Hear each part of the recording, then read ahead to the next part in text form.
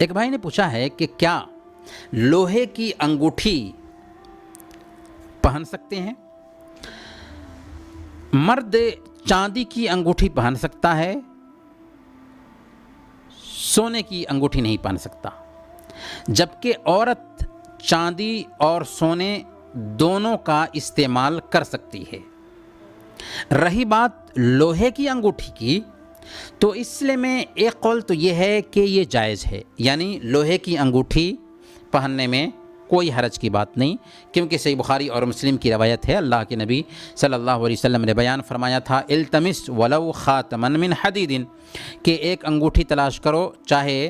وہ لوہے کی انگوٹھی ہی کیوں نہ ہو۔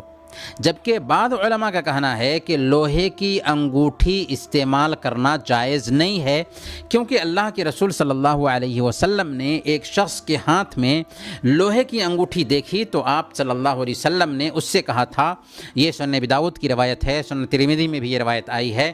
ما لی ارى علیک حلیۃ اہل النار، کیا بات ہے کہ میں تیرے ہاتھ میں جہنمیوں کا زیور دیکھ رہا ہوں۔ جبکہ جمہور اہل علم نے اس روایت کو ضعیف قرار دیا ہے،